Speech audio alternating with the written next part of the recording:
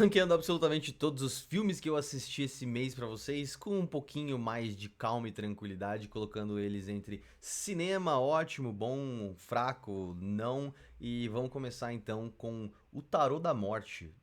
Não assistam esse filme, é um filme de terror bem fraquinho, jumpscares muito previsíveis, uma historinha muito pobre e que cai de novo num tipo de review que eu já fiz várias vezes esse ano, principalmente em relação aos filmes da Blumhouse, que é a ideia é muito legal e a execução é muito, muito ruim. Muito ruim, não vale a pena.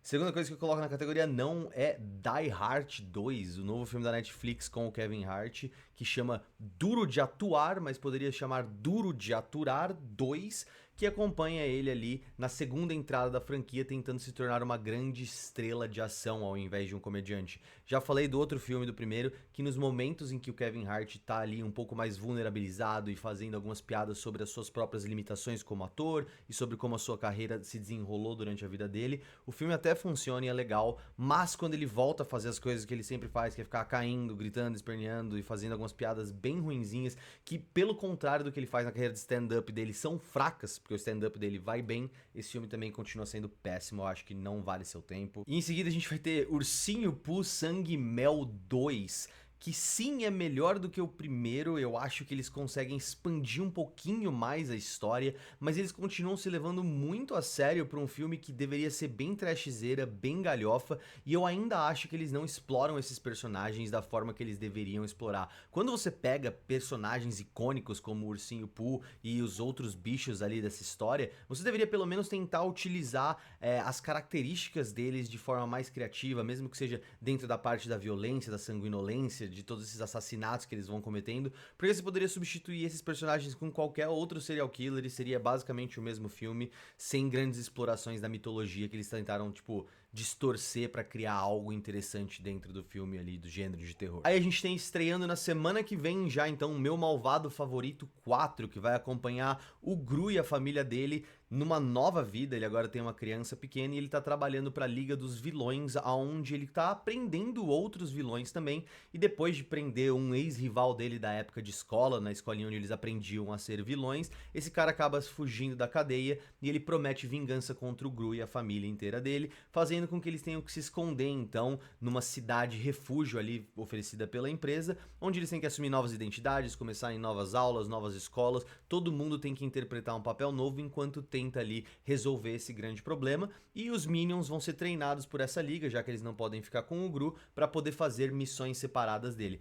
A ideia é verdadeiramente ok, eu não acho que essa franquia precisava continuar existindo, eu sinto que tá perdendo um pouquinho de força criativa, mas vai ser um grande sucesso de bilheteria, vai ser um grande sucesso nos cinemas, tem sim seus momentos muito divertidos e muito engraçados. Eu fui assistir com o meu priminho de 10 anos e ele adorou. Então eu acho que com o público-alvo vai continuar fazendo sucesso, vai continuar sendo divertido, tem os seus momentos. Pra você estar no momento de descontração ali com a família, com as crianças pequenas, eu acho que ainda vale a pena esse filme. Tá longe de ser um filme ruim, mas os primeiros ali, o primeiro e o segundo são melhores, o terceiro eu já acho que não é tão bom quanto, mas esse aqui é um pouquinho melhor do que o terceiro, de acordo com o meu primo. Então assim, façam o que vocês quiserem com essa informação.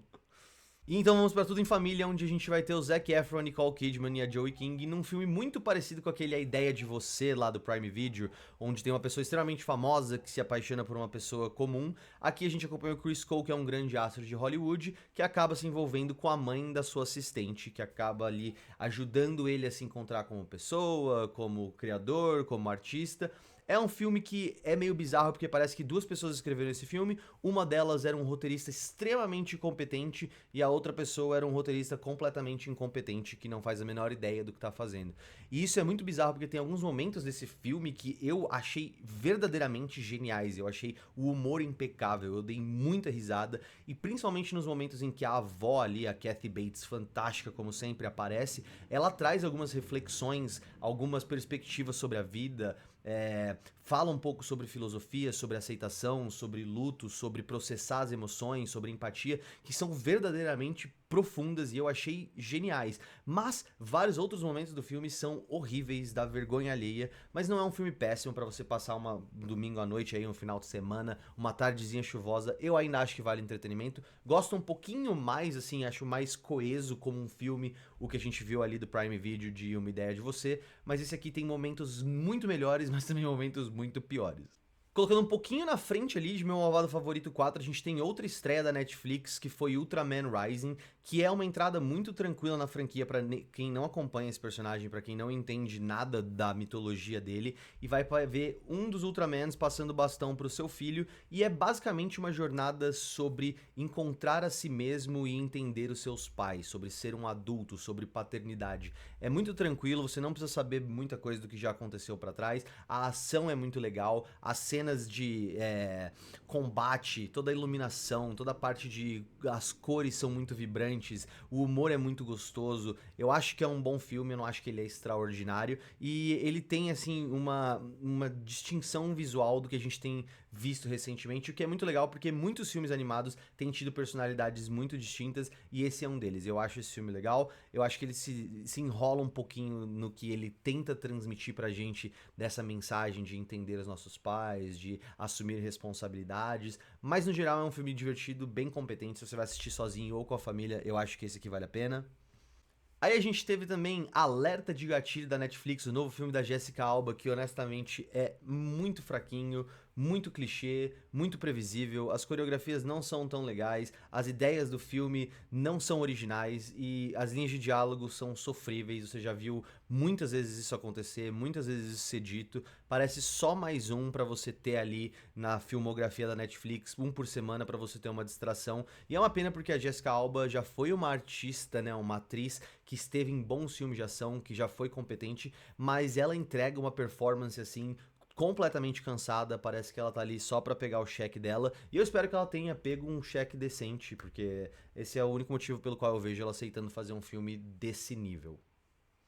Aí a gente vai ter Os Observadores da Ishana Shyamalan, que é a filha do M. Night Shyamalan, que é um filme de terror extremamente elegante, uma estreia de direção dela muito competente, em que eu acho que ela acerta muito na ambientação. A primeira parte do filme, a gente tá construindo o mistério do que tá acontecendo, é muito legal, baseado no folclore irlandês, onde a gente acompanha uma menina que tá passando por um evento traumático, tentando processar esses eventos desde criança. Ela trabalha ali numa loja de animais e ela tem que levar um pássaro de um lugar ali da Irlanda pro outro, quando ela passa numa floresta em que ela acaba ficando presa e ela conhece um grupo de pessoas que tá ali há muito tempo e não consegue sair.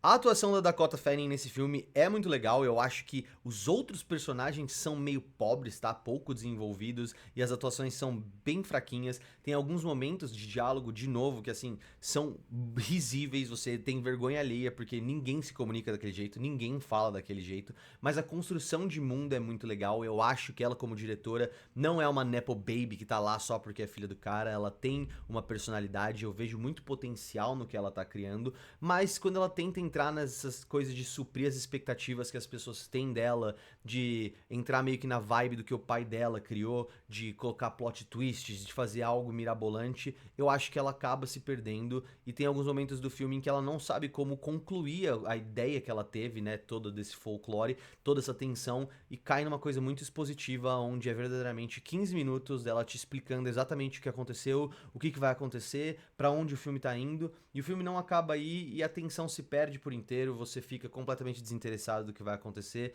e é simplesmente chato de assistir, porque parece que desfaz toda essa construção de mistério e de horror que ela conseguiu fazer muito bem na primeira parte do filme. Vejo potencial no futuro se ela conseguir se afastar um pouco dessa necessidade de ser a filha do M. Night Shyamalan, que parece que tá ali uma sombra em cima do filme, mas acho que pra quem gosta de terror tem seus pontos fortes. A gente também vai ter Um Lugar Silencioso, dia 1, que tá ali no ótimo, mas eu não coloquei bom como uma categoria. Ele é um filme que tem ali a proposta de expandir a franquia de Um Lugar Silencioso. Eu não acho que ele consegue fazer isso de verdade. A gente não sabe muito mais sobre como começou tudo isso, que era meio a chamada do filme, do tipo, veja como começou a invasão alienígena. Não explora muito desse lado, não explica muita coisa, mas eles encontram uma carga dramática e emocional muito grande junto ali da personagem da Lupita Nyong'o, porque ela faz um papel extraordinário, ela tá muito bem no papel, ela transmite diversas emoções com poucas palavras, obviamente, por conta do silêncio todo do filme. Ela tem uma jornada que tem um peso, você consegue sentir muita empatia pelo que ela tá passando, pelo que ela tá sentindo, principalmente pela condição de vulnerabilidade que ela tá e o porquê que ela quer continuar a jornada dela. Mas o Joseph Quinn ali, que faz a contraparte dela, é um personagem que acaba ficando jogado de lado em comparação à história dela. A gente não sabe muito do porquê que ele tá ali, o filme explica muito mal, ele acaba seguindo ela o filme inteiro por motivos que você não necessariamente entende completamente. E também o filme pega a cidade de Nova York, que eles falam que emite um grito de 90 decibéis, todos os momentos em que a cidade está funcionando na história, e eles não conseguem aproveitar muito esses cenários de forma criativa. Eu sinto que eles poderiam ter explorado mais a cidade de Nova York, mais as situações de uma cidade grande, que a gente não conseguiu ver nos outros dois filmes, porque eles aconteciam em fazendas, no meio do mato, em lugares muito afastados, e também, em alguns momentos, fica muito previsível para quem já é fã da franquia exatamente o que vai acontecer, porque você já sabe como as regras funcionam. Mas é um filme que encontra seus momentos sim, e tem uma carga emocional bem legal, uma conclusão boa, e eu acho que é melhor que o segundo filme da franquia, mas ainda não é melhor que o primeiro. Acho que vale também a pena assistir, é um bom filme. Também assisti Bray Wyatt se tornando imortal, um documentário então sobre esse personagem do WWE que conta a história de um dos caras que revolucionou o esporte, digamos assim. Ele era extremamente inventivo, extremamente criativo, extremamente original e ele tinha ideias muito fora da caixinha do que a gente estava acostumado a ver dentro dessa luta, desse esporte do WWE, e ele estava sempre se reinventando e mostra um retrato muito honesto, muito vulnerável de como ele era visto, de como ele era amado, de como ele era como pessoa e como a cabeça dele funcionava quando ele tragicamente morreu super cedo, com uns 30 e poucos, 36 anos, se não me engano, e todo o impacto que ele teve numa indústria inteira e como ele foi recebido e como, obviamente, a família dele reagiu, os irmãos, todo mundo. É bem bonito, bem emocionante, muito bem feito e foge um pouco do que a gente está acostumado a ver na questão de temas de documentário, porque ele não era uma pessoa extremamente famosa assim, mas você consegue sentir a grandeza que ele teve para dentro desse nicho que ele tá. Aí eu vou colocar também Divertidamente 2 em ok, mas indo pro bom, o ótimo ali, eu diria, porque pra ser completamente sincero, ele é um bom filme. Ele é bem animado, a trilha sonora é muito bem feita, o desenho é muito bonito. Eu acho que conceitualmente ainda funcionam muitas das coisas que a Pixar construiu no primeiro filme. Eu só acho que ele é muito parecido com o primeiro filme, no sentido da trama ser extremamente similar, das emoções estarem ali sendo isoladas do controle central da Riley e elas terem que voltar, e a lição parece ser muito similar à mesma, principalmente no intuito de aprender a contornar todas essas coisas, porque todas essas emoções fazem parte da vida e todas elas têm que ser compreendidas e têm que ser dominadas e existir em conjunto para que você tenha uma vida saudável. Mas tem alguns problemas, como eu disse, eu acho que não é tão original, eu acho que ele adiciona uma complexidade de memórias reprimidas, memórias esquecidas, segredos secretos da consciência, do Vale da Ironia, que vão ficando pelo caminho do filme e não são tão efetivas quanto o primeiro. Eu acho que é 2 vezes mais complexo para uma mensagem meia vez tão interessante e tão profunda, além do fato de que parece que passa tudo muito rápido nesses 3 dias e a gente não tem tanto da Riley processando as coisas e as emoções parecem não só influenciar ela, como controlar ela 100%. Em alguns momentos ela tá jogando hockey e parece que os caras estão dentro de um megazord controlando as coisas, as ações dela, que eu acho que não era muita ideia que o primeiro tinha dado de como a gente funciona como seres humanos, né? As emoções têm impacto na gente, mas elas não necessariamente controlam as nossas movimentações e o nosso sistema nervoso central. Então, eu acho que ficou um pouquinho pior, assim, em questão de história, né?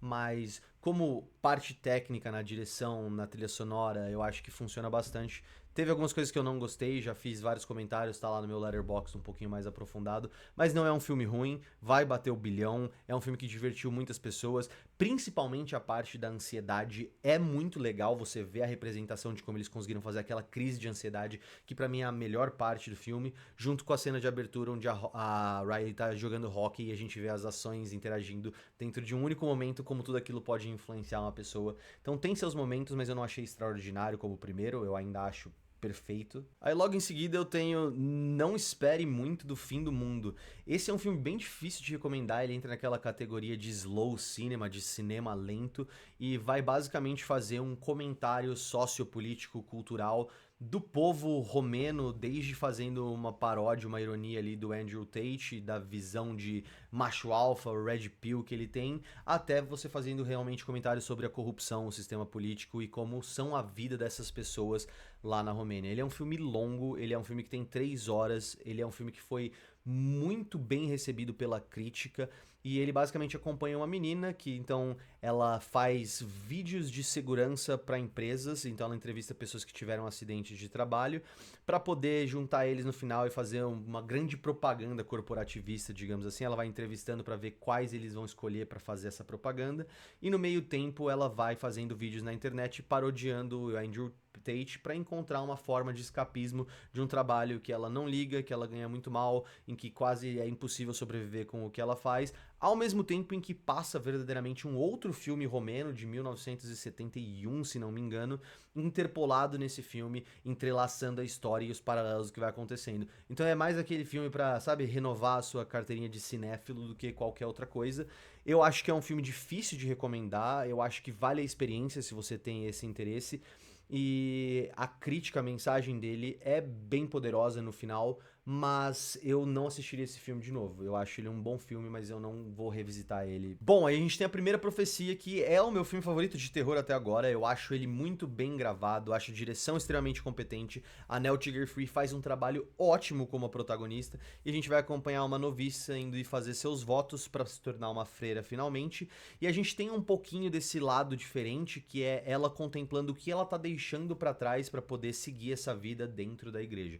E muito como Imaculada, que estreou com a Sydney Sweeney algum tempo atrás, vai falar sobre os mesmos temas de fanatismo religioso, de como a gente às vezes desumaniza outras pessoas em busca de algo que a gente acredita e as outras pessoas não necessariamente, mas principalmente sobre a soberania que as mulheres têm que ter dos seus próprios corpos, com a alegoria de que ela tá tendo uma gravidez indesejada e que ela quer se livrar desse bebê, mas ela tem o filho do capeta. Então, assim, fala, obviamente, sobre essa soberania, sobre aborto, mas de uma forma extremamente explícita. O filme não é a coisa mais assustadora do mundo, eu acho que ele é lindo, muito bem gravado, tem cenas maravilhosas, a iluminação é um ponto que ficou de destaque pra mim, eu acho que também a parte da trilha sonora é muito bem executada, mas não é uma coisa que ficou me perturbando de eu falar, nossa, eu nunca mais vou conseguir dormir, eu estou completamente perturbado, o que tem atrás da minha porta, não é essa vibe. Mas foi o meu filme de terror favorito até agora. Aí a gente teve outro muito curioso que eu coloquei ali logo depois de OK, no comecinho de Ótimo, que é Exuma. É um filme coreano de terror que é a maior bilheteria do país, inclusive na frente de Duna 2, e ele se passa com uma família muito rica que está tendo alguns problemas com uma criança que parece estar sendo assombrada, perturbada, e vai contar a história de um xamã, uma geóloga e um ritualista, se não me engano, que vivem ali entre a Coreia e Los Angeles, e quais são os rituais que esses países têm dos mortos, do porquê que eles estão sendo assombrados, onde que essa pessoa foi enterrada, do porquê que ela foi enterrada, vai buscar o passado, e eu acho que faz um trabalho muito legal de mostrar pra gente um outro lado do terror, que não esse que a gente tá muito acostumado do catolicismo. Então ele vai pegar uma parte do Feng Shui, ele pega uma parte ali realmente do xamanismo, da cultura da Coreia, e isso é muito legal. Eu não acho, de novo, que ele seja o maior filme de terror que eu já vi na minha vida. Não fiquei completamente perturbado. Eu acho que, por sinal, se você for nessa intenção de eu quero ficar completamente amedrontado, não vai ser pra você. Não acho que tem cenas extremamente chocantes. Por sinal, acho que tem algumas cenas bem bobinhas até. Mas na questão de construir uma história tensa e você trazer essa representação cultural de uma coisa que a gente não tá acostumado, eu acho que é muito divertido e que vale sim a experiência. Aí eu vou colocar em fraco também South Park, o fim da obesidade, é um especial de tipo 40, 50 minutos, como outros especiais que eles têm feito, principalmente para fazer uma crítica e uma paródia ao Ozempic, porque as pessoas agora estão utilizando o Ozempic, que é um remédio para diabetes, para emagrecer, se tornou extremamente popular em Hollywood, ficou extremamente difuso ali dentro das celebridades, dos atletas, de muita gente, e aí eles pegaram e disseram, bom, então é o fim da obesidade, porque agora todo mundo pode ficar magro por conta do Ozempic. Eu vou ser bem sincero, eu acho que tem uma piada aqui que é extraordinária, de níveis geniais, do ápice do que eu conhecia do Trey Parker e do Matt Stone, mas todo o restante desse documentário, desse especial, me pareceu só um remix de coisas que eu já vi do South Park em outros especiais ou em outros episódios, em outros filmes. Eu não sinto que foi nada verdadeiramente original o suficiente e criativo o suficiente pra merecer um especial. Poderia muito bem ter sido um episódio. Ahn, não sei se o meu humor mudou, se eu amadureci, se eu já não me conecto tanto com esse tipo de piada, mas eu acho que não é o melhor trabalho que os dois já fizeram, apesar de ter uma piada ali e uma sequência musical que verdadeiramente são fantásticas. Aí eu vou colocar ali, entre divertidamente também no ok ali, umas 3 estrelas eu dei nesse filme.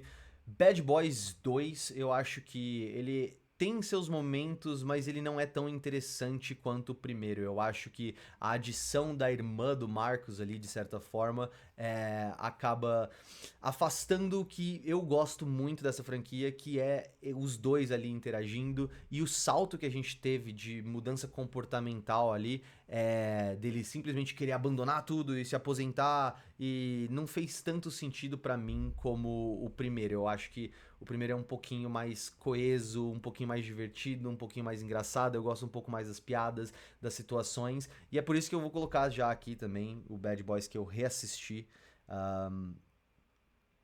Um, um pouquinho na frente. É, eu gosto muito do primeiro filme. Eu acho que eles fazem uma ideia bem legal de você trocar os dois de lugar de forma muito natural, digamos assim. É lógico que você precisa suspender sua crença um pouco para poder fazer sentido o que tá acontecendo, mas você consegue entender o porquê que eles estão fazendo aquilo, e eu acho que rende bons momentos de confusão, daquele humor bem pastelão da década de 90. Eu acho que a estreia do Michael Bay é muito divertida, bem contida, mostra que ele já tinha aquela paixão por explosões, mas que ele estava construindo aquilo.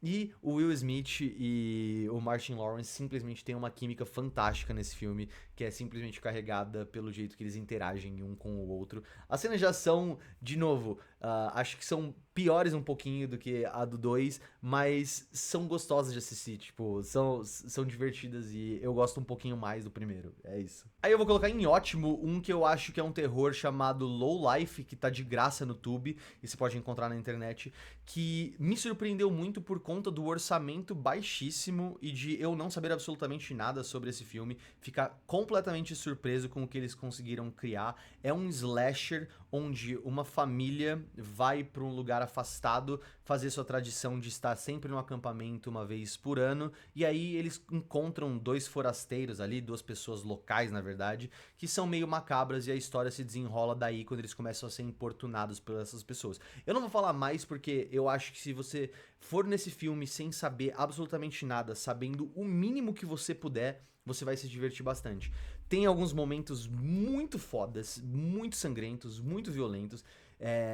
Tem uma criatividade muito legal e ele não necessariamente vai pros lugares que você tá esperando, além de ter umas comédias, tipo umas piadas bem babacas, bem pastelão, assim, que eu simplesmente não conseguia parar de rir. Então, assim, tem seus problemas, não é o maior filme de slasher da história, mas vale a pena e pelo que ele tem de orçamento, é um dos melhores filmes de terror que teve esse ano, ou pelo menos um dos que eu mais me diverti. Aí também a gente tem ali I Used to Be Funny, que é um filme com a Rachel Senow, que eu simplesmente amo. Ela fez Bottoms, ela fez Shiva Baby, eu acho ela uma atriz fantástica, mas esse filme simplesmente não funcionou pra mim. Eu acho que a ideia dele é muito legal, onde ela faz o papel de uma comediante que tá passando ali por um PTSD, um evento pós-traumático, por conta de eventos que aconteceram com a menina, com o trabalho que ela tinha como babá pra uma menina que também era extremamente reclusa, e essa menina acaba desaparecendo e ela tem que então decidir se ela vai sair dessa zona de conforto dela, digamos assim, de tentar se proteger do mundo externo pra ajudar na busca dessa menina. E aí a gente vai tendo ali os desdobramentos de tudo que aconteceu pra levar ela a parar de trabalhar com essa menina, por que que ela tem esses traumas todos, como que ela tá se recompondo como mulher, como artista, como comediante. E tem uma ideia muito boa, eu acho que tem uma boa execução no sentido de retratar o que ela tá passando, os sentimentos dela e de como tudo que aconteceu influenciou a carreira dela, tanto tanto pro positivo, pro negativo, como ela tá se recuperando e por que ela se afasta das pessoas. Então a parte emocional eu acho que funciona. O que não ficou muito legal nesse filme é a forma como eles apresentam esse trauma pra gente. A direção do filme é bem bagunçada, o ritmo dele não é muito legal, a forma como eles contam esses eventos de maneira não linear me desconectou um pouco do filme e eu acho que ele acaba chegando numa conclusão meio. O clímax do filme não faz muito, tipo, não tem um impacto muito grande. Então, assim, não é um filme ruim, eu acho que tem bons elementos aqui, mas ele foi executado de uma forma que não me agradou muito. Tipo, eu poderia ver esse filme sendo contado de outra forma e eu gostando mais dele. Aí eu assisti Um Lugar Silencioso parte 2 que eu não gosto tanto porque parece ignorar completamente o fato de que essas pessoas perderam um marido e um pai, passa-se tipo 2, 3 dias seguintes. Eu não vejo a motivação do personagem do Cillian Murphy sendo tão boa assim. Eles falam algumas coisas do tipo, as pessoas que sobreviveram aqui não são pessoas que merecem ser salvas. E nunca se dá o trabalho de dizer, tipo, o que essas pessoas se tornaram, por que elas não merecem ser salvas. O fato de que ele afasta essas pessoas que eram amigas dele também não é muito convincente pra mim. A subtrama que a gente tem novamente ali dela indo buscar um medicamento, né, o tanque de oxigênio pro filho dela, a gente vê isso no primeiro filme, a gente vê isso no Lugar Silencioso dia 1, a gente vê isso no Lugar Silencioso dia 2. Eu acho que fica batendo um pouquinho na mesma tecla e não tem a mesma tensão do primeiro filme, não tem o mesmo impacto, nem na parte de design de som, nem na parte de dos sustos mesmo, né? Da tensão de construção desses monstros. Agora que a gente já conhece eles, no segundo parece que eles são muito mais levianos em jogar eles pra fazerem coisas absurdas e não funcionam da mesma forma pra mim. Além de que, como eu disse, as subtramas não são tão envolventes. Até o final, quando eles chegam lá na ilha e acontece alguma coisa que eles estão basicamente seguros, né? Eles estão ali prontos pra se defender e se redimir, também não tem o impacto que eu gostaria que tivesse tido. Eu não gosto muito, assim. É um bom filme, mas.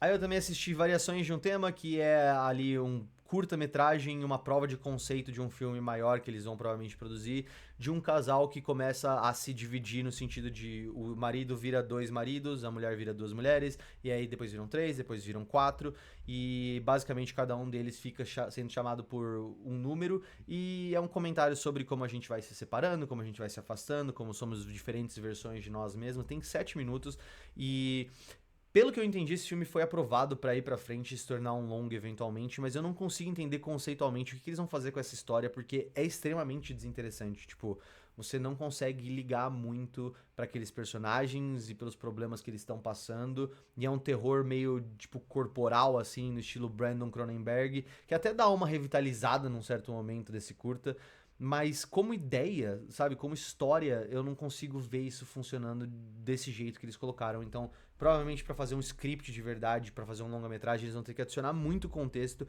e muita coisa na vida desse casal para que essa mensagem, analogia, metáfora faça algum sentido na minha cabeça. Aí eu vou colocar em ótimo lá em cima, Dentro da Casca Amarela ou Inside the Yellow Cocoon, que é um filme vietnamita de 3 horas que ganhou o prêmio de melhor direção de fotografia, cinematografia em Cannes em 2023.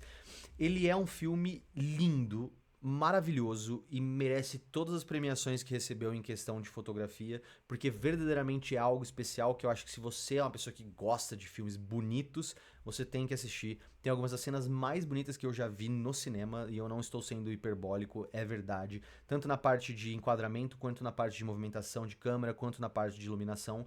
Mas ele é um filme extremamente lento mesmo no sentido de slow cinema que eu falei pra vocês. O passo de tudo isso é muito devagar, é muito deliberado porque que é devagar. É um filme que vai acompanhar um homem que perde ali a irmã dele e ele então tem que cuidar da criança que a irmã dele deixa pra trás, e ele vai até o lugar onde o marido da irmã dele mora ali pra devolver a criança pra ele, e enquanto isso ele tá buscando qual que é o sentido da vida, como lidar com essa perda, e tem ali alguns temas da religião, muita parte do catolicismo que é muito forte, algumas reflexões muito grandes sobre o que significa altruísmo, ou o que significa o luto, ou o que você significa essa transição da vida mortal para o paraíso. E ele é devagar no sentido de te mostrar que essas perguntas não são respondidas facilmente em uma cena de 2 minutos e meio. Então tem takes extremamente longos, tem cenas de tipo 15 minutos, 20 minutos. Ele toma todo o tempo do mundo pra poder contar uma história. Então assim, é um filme que você vai precisar prestar atenção, é um filme que não é fácil de assistir, mas é um filme maravilhoso. E a questão da história em si, eu acho que tem alguns momentos do diálogo que funcionam muito bem, mas muitas das reflexões que eles fazem pra você, mesmo de toda essa forma extremamente devagar e detalhada e com calma, não são as mais originais e não são as mais criativas, mas o filme é uma obra de arte, é o que eu posso dizer. Ele é uma obra de arte, não é uma recomendação fácil, e assim como o outro filme romeno de 3 horas que eu falei pra vocês, eu provavelmente não estarei revisitando esse filme de forma alguma. Outro filme que eu coloquei ali no ótimo, então, que eu acabei de falar, é I Am Celine Dion, ou Eu Sou Celine Dion, um documentário no Prime Video que vai acompanhar a cantora lidando ali com a síndrome de pessoa rígida, que é uma doença extremamente rara, em que basicamente ela fica presa dentro do próprio corpo dela, tudo vai enrijecendo, ela não tem mais contrações da musculatura, e é um documentário que provavelmente quem é fã da cantora vai amar muito mais do que eu, mesmo eu tendo gostado desse documentário, e vai mostrar um lado muito vulnerável dela, vai contar a história dela, como tudo começou, da onde veio a paixão dela por música. Mas a parte mais tocante mesmo é você ter esse lembrete da fragilidade da vida, e de você ver como ela encara isso, como ela é completamente obcecada pela família dela, pela música dela, pelo trabalho dela. É muito emocionante, muito vulnerável. Eu acho que vem de um lugar de sinceridade muito forte, que me lembrou um pouco o outro documentário que eu tinha amado ano passado, que era o Still, com o Michael J. Fox, que fez lá De Volta para o Futuro, lutando contra o Parkinson. Tem essa mesma ideia de resiliência humana, de paixão, de não desistir, e você vê ela com todas as dificuldades que ela tem, ainda tentando fazer tudo que ela pode para estar conectada com as pessoas que ela ama e com a música. É algo muito bonito, principalmente porque eu sinto que foi muito genuíno, é muito honesto, e ela ainda consegue levar com muita leveza, com muito humor, tudo que tá acontecendo. Ela é uma pessoa divertida. Outro que eu coloco ali nos que eu acho que você deveria assistir, tá? Não sei se é extraordinário, porque o ótimo já virou a categoria bom também, mas é In a Violent Nature, que é um filme de terror que se passa pela perspectiva do assassino e não do grupo de amigos que vai ser assassinado. É um filme muito criativo, é um filme que eu acho que tem uma visão muito bacana sobre o que pode ser esse subgênero do terror. Ele, tipo, testa os limites do que é o terror e principalmente tenta recriar o que é esse subgênero de slasher, que é uma coisa que a gente não pode falar de quase nenhum filme, e eu acho muito interessante quando a gente tem esses diretores, essas visões criativas muito diferentes, fora da casinha, muito criativas, e eu acho que a execução do filme é boa. As críticas que falaram que o filme é muito devagar, eu compreendo completamente,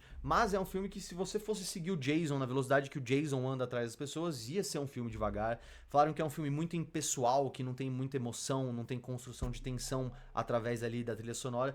Isso faz sentido dentro da perspectiva do assassino, porque o assassino, ele tá ali, ele é um cara que reviveu depois de 60 anos, ele não tem conexão nenhuma com essas pessoas, ele não entende do que elas estão falando, ele não tem conexão nenhuma com os problemas dela, ele não tem nenhuma vingança pessoal contra nenhuma delas especificamente, ele não liga pra quem elas são, pro que elas estão fazendo, por que elas estão ali, ele só tem uma missão dentro desse filme. Então essa impessoalidade de, tipo, serem mortes muito secas, de serem coisas extremamente frias, faz sentido porque a gente tá na perspectiva dele. Realmente, pra ele, as vidas são irrelevantes. Então, eu acho que talvez essas críticas, pra mim, funcionem mais como era o objetivo do que qualquer outra coisa. Mas o filme, apesar de ter essa ideia, esse conceito muito legal, ele abandona esse conceito diversas vezes. Ele simplesmente não sabe como que ele vai avançar na história, e ele fala: talvez a gente tenha que sair da perspectiva desse cara pra contar de outro jeito, porque eu não sei o que fazer. E então eu acho que ele se cansa um pouco da própria ideia, e ele é um filme que tem um final péssimo, na minha opinião. Ele tenta ali introduzir um negócio de final grow e fazer a gente se importar com a pessoa, depois a gente passar, tipo, 1h30 não se importando com absolutamente ninguém. Fica bem diferente do tom do restante do filme, mas eu ainda consigo respeitar muito a forma do filme, a visão criativa do Chris Nash. Eu acho que ele tem um potencial muito grande dentro do terror, seja pra fazer uma outra sequência desse filme que consiga contornar um pouco dos clichês que ele cai, usando toda a criatividade que ele teve pra ter a perspectiva de fazer um filme assim. Então, assim, eu acho que vale a pena. Outro filme que eu colocaria aqui um pouquinho na frente é Bike Riders, ou o Clube dos Vândalos, está disponível no cinema. É o Tom Hardy, o Austin Butler, a Jodie Comer, e vai acompanhar um grupo de motoqueiros nos Estados Unidos na década de 70 e contado através de um fotógrafo que acompanhou eles, tirou foto deles durante um tempo. E é um filme que fala muito sobre como uma paixão de um homem pode virar um hobby com um amigo, que pode virar um programa semanal, que pode virar um clube, que pode virar um culto, que pode virar uma gangue, e como as nossas ideias não necessariamente elas se tornam o que a gente quer que elas se tornem, que eventualmente elas tomam vida própria. É muito bem contado, e eu não tô sendo exagerado quando eu digo pra você que, pra mim, a primeira hora, os primeiros 45 minutos desse filme são provavelmente uns dos melhores 45 minutos que a gente teve no cinema nos últimos tempos, e nesse ano com certeza. Mas o filme perde um pouco de potência da metade pra frente. Obviamente ele é baseado numa história real, então ele fica preso dentro dos acontecimentos, mas eu sinto que o diretor não soube muito bem como transmitir a gravidade dos eventos, ou realmente encerrar a mensagem que ele teve dessa evolução de ideias pra gente de uma forma que fosse um pouquinho mais intrigante e um pouquinho mais emocionante. Ele acaba seguindo um caminho bem óbvio, apesar da cena final, digamos assim, ser bem emocionante. É um filme previsível. Então, assim, o começo é muito forte, mas tem atuações muito boas, tem uma trilha sonora muito legal. A Jodie Comer tá fantástica no filme, o Austin Butler tá extraordinário no filme, e o Tom Hardy, mais uma vez, tá fantástico no filme. Eu acho que esse aqui também vale a pena assistir. Aí eu vou colocar Hitman, o Assassino de Aluguel, em cinema, tá? Eu não vou dizer que esse aqui é um filme 10 estrelas, mas ele é um dos melhores filmes que eu assisti esse ano, é um dos meus favoritos. É um filme que conta uma história, tipo, é uma comédia romântica, digamos assim, com um pouquinho de drama, que acompanha um professor que ele estuda ali psicologia ou sociologia, e ele faz uns freelas pra polícia pra ajudar a pegar alguns assassinos em série, né? Tipo, pessoas que estão contratando um assassino de aluguel.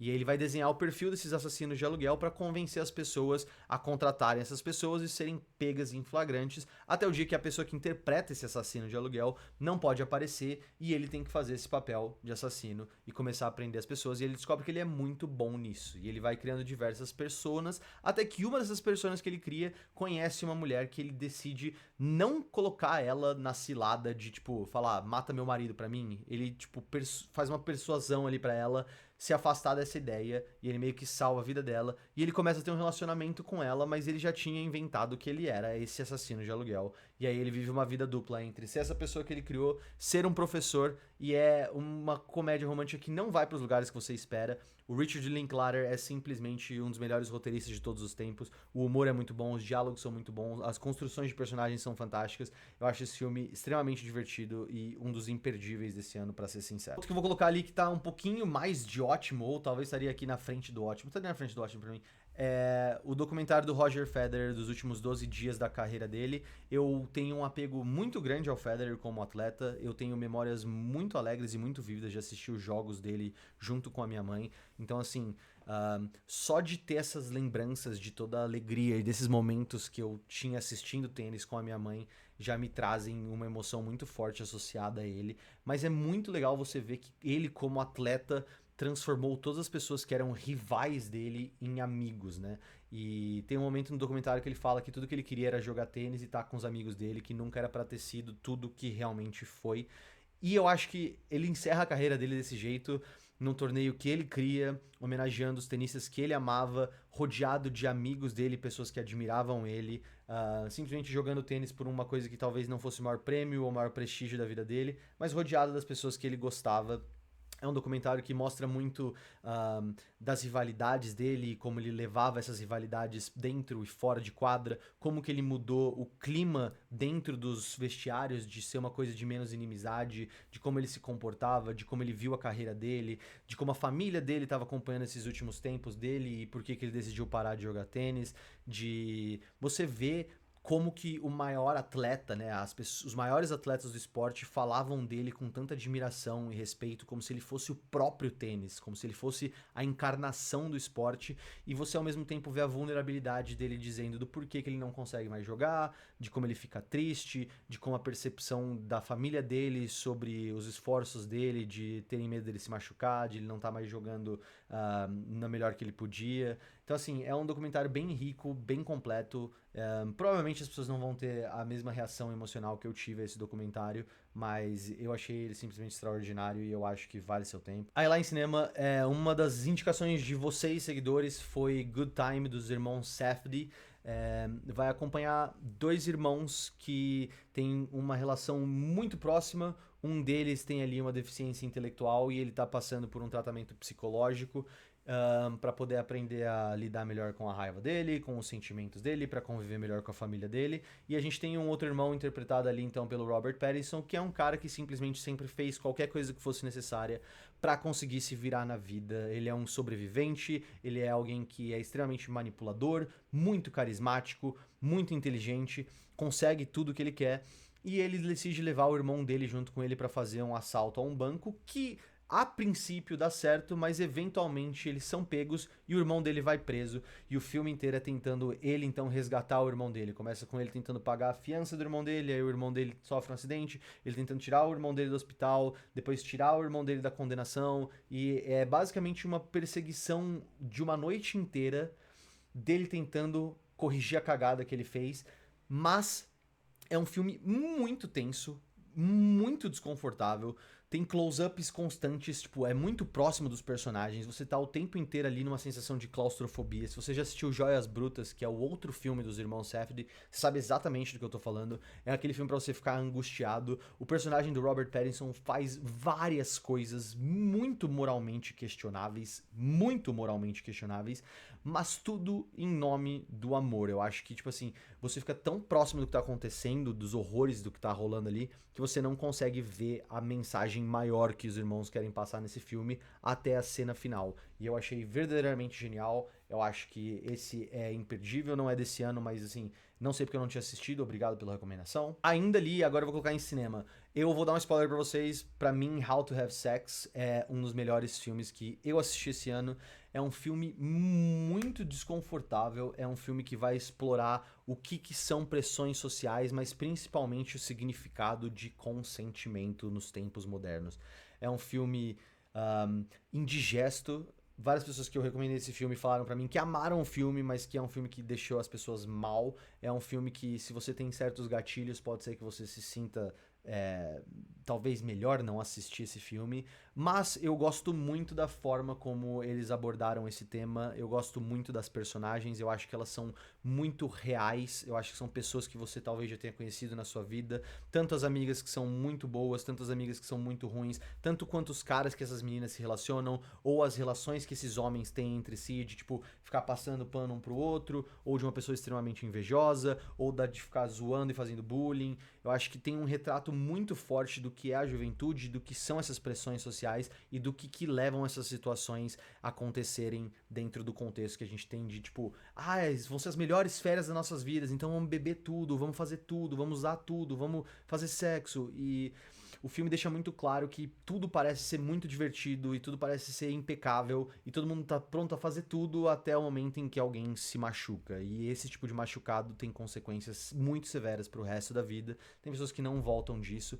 É um filme extraordinário, de verdade. Esse aqui é imperdível, cinema. Outro filme que eu tenho em mesmo nível, e eu acho que é uma das coisas mais criativas, mais inteligentes, mais importantes e mais impactantes que a gente teve nos últimos anos, é I Saw the TV Glow. É um filme que basicamente vai falar sobre disforia, sobre identidade, sobre aceitação, sobre autoaceitação.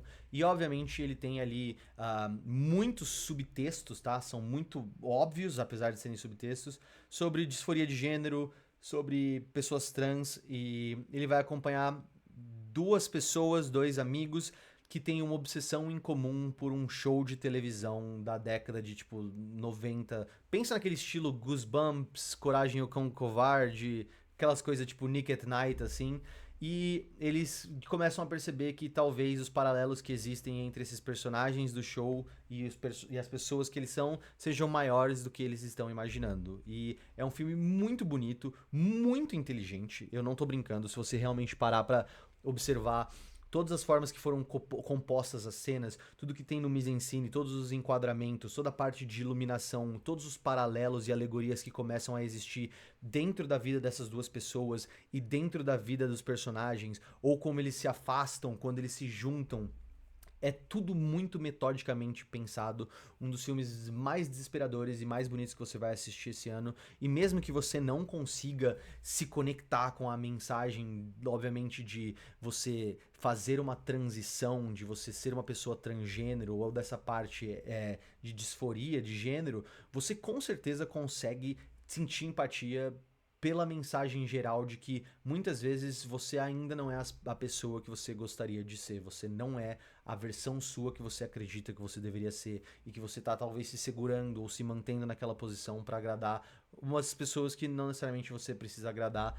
De verdade, I Saw the TV Glow é um filme verdadeiramente especial. Eu te garanto que vai estar na lista de melhores de muitas pessoas que você vai ver aqui na frente. E eu te prometo que é um filmaço. Filmaço mesmo, de verdade. E aí nós vamos para dois filmes que eu coloquei aqui, que são cinema e eu verdadeiramente acho extraordinários, mas estão entre os meus favoritos. Se eu for ser completamente sincero, provavelmente I Saw the TV Glow e How to Have Sex é muito melhor do que esse filme, Vizinhança do Barulho, tá? Muito melhor. Mas esse é um filme que me traz um conforto e é um filme que eu acho que requer um tipo especial de genialidade pra ser tão estúpido.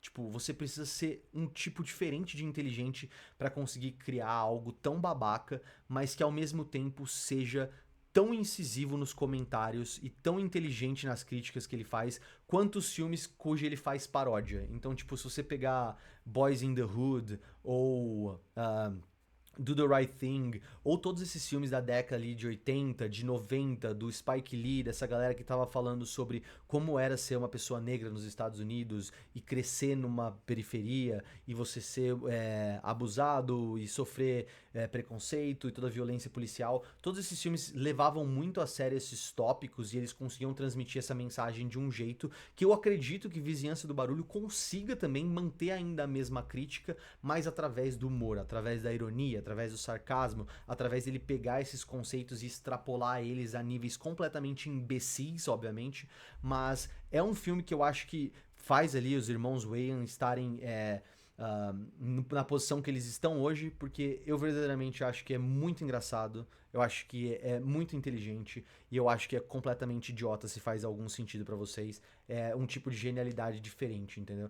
É especial. É uma das minhas comédias favoritas. Eu não consigo assistir esse filme e não dar risada. E eu não consigo não assistir esse filme e ainda assim conseguir enxergar tudo que eles estavam sofrendo, tudo que eles estavam passando e todas as críticas que todos esses outros filmes muito mais sérios fizeram. E por último, eu tenho ali Everybody Wants Some, que é um filme do Richard Linklater, que também tá aqui na primeira fileira com Hitman, onde a gente vai acompanhar um jovem calouro que vai jogar beisebol, né? Ganhar uma bolsa pra jogar beisebol na faculdade, nos dias que antecedem o início do ano letivo, e ele vai começar a viver com as pessoas desse time de beisebol. Eu não sei muito como explicar esse filme pra vocês, a não ser que é um filme de meninos sendo meninos. É um filme escrito com perfeição. Se você é uma pessoa que tem essa experiência, sabe, essa vibe de tipo, puta, sei lá, você vai passar férias com seus brothers e parece que alguém gravou vocês e colocou uma câmera, os diálogos são muito naturais, é uma coisa que é uma vibe muito meninos são meninos. Eu sei que parece muito babaca o jeito que eu tô falando, mas ainda assim tem uma parte toda de subtexto, né, de temas ali por trás sobre o que significa ser um homem, o que significa amadurecer, o que significa ser você mesmo, de relacionamento, de como se impor, como se comportar, de relacionamento com as mulheres, de como você interage com outros homens, das suas ambições, de como você se centrar. É uma história de amadurecimento muito diferente do que a gente tá acostumado a assistir, ou pelo menos eu, porque ele não tem muito essa pretensão de contar uma grande história e, tipo, fazer você, através de reflexões, chegar onde você precisa chegar. Ele é basicamente uma foto de um momento na vida desse grupo de amigos que é um retrato impecável do que é você se encontrar como um jovem adulto. E eu acho simplesmente impecável, um dos melhores filmes que eu assisti nos últimos tempos. Eu não sei porque eu não tinha assistido ainda, mas é fantástico. Eu sei que muita gente não vai gostar, tá? Eu já tô antecipando agora. É um filme de vibes. Se você entrar na vibe do filme, provavelmente você vai amar. Se esse filme não for a sua vibe, você provavelmente vai odiar esse filme. Mas eu simplesmente acho ele genial e o Richard Linklater é muito famoso por ter textos magníficos, por ter filmes maravilhosos e eu acho que esse ele consegue capturar algo verdadeiramente especial que eu vejo reflexos da minha vida dentro desse filme, então é um dos meus favoritos.